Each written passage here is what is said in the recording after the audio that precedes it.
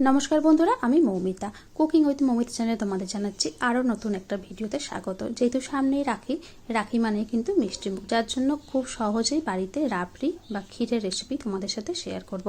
राबड़ी बानानोर जन्य एखाने आमी निये नियेछि 1 किलो बा 1 लिटार काउ मिल्क, कारण राबड़ी बानानोर जन्य गरुर दूधे किन्तु खूब भालो तैरी है। एखाने कड़ार मध्य प्रथमटाई आमी दिए दिएछिलाम 1 चा चामचेर मतो घी, कारण घी देওয়ার कारणे दूधटा कड़ार मध्य लेगे जाए ना। एखाने सामान्य देखले पेस्ता एकटु जले भिजिए रेखेछि।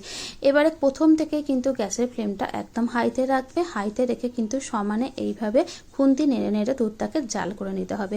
এইভাবে গ্যাসের ফ্লেমটা যদি জোরে রাখো তাহলে কিন্তু দুধটা জাল করতে বেশি টাইম লাগবে না। বড় চামচের 4 চামচের মতো নিয়ে নিয়েছি আমল মিল্ক পাউডার, কারণ লিকুইড দুধের মধ্যে যদি এইভাবে গুঁড়ো দুধ দেওয়া যায় তাহলে কিন্তু দুধটা খুব তাড়াতাড়ি ঘন হয়ে যায় এবং ক্ষীরটা বা রাবড়িটা খুব তাড়াতাড়ি রেডি হয়ে যায়।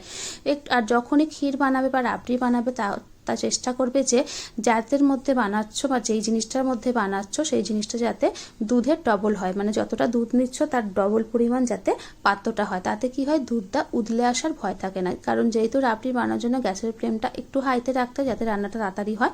দেখতে পাচ্ছ কত সহজেই কিন্তু গুঁড়ো দুধটা দেওয়ার সঙ্গে সঙ্গে লিকুইড দুধটা ঘন হয়ে গেল এবং দুধের পরিমাণটা যতটা দিয়েছিলাম তার থেকে হাফ হয়ে গেল। এবারে এখানে দিয়ে দিচ্ছি কেশর, যেহেতু এটা কেশর রাবড়ি যার জন্য এখানে আমি প্রথমে দিয়ে দিচ্ছি সামান্য একটু কেশর, বাকিটা আমি পরে দেব।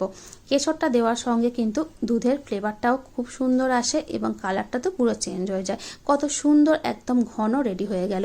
এবারে এই পর্যায়ে এখানে দিয়ে দিতে হবে চিনি। চিনি প্রথম থেকে দেবে না, কারণ চিনি দেওয়ার পর চিনিটা যখন গলে যায় তাতে কি হয়, দুধটা আরও পাতলা হয়ে যায়। যাতে চিনিটা সবার লাস্টে দেওয়ার চেষ্টা করবে, তাতে চিনিটা হালকা গলে গেলেই ফ্লেমটা অফ করে দিলে রাবড়িটা রেডি হয়ে যায়। বড় চামচের 2 চামচ চিনি এখানে ইউজ করেছি, মানে 1 লিটার দুধের জন্য বড় চামচের 2 চামচ চিনি কিন্তু মিষ্টিটা একদম ঠিকঠাক হয়। বেশি চিনি দিলে কিন্তু মানে বেশি মিষ্টি ভালো লাগে না।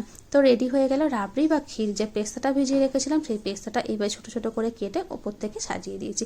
তো রেসিপিটা কেমন হয়েছে অবশ্যই জানিও এবং ভালো লাগলে একটা লাইক করে দিও। Thank you.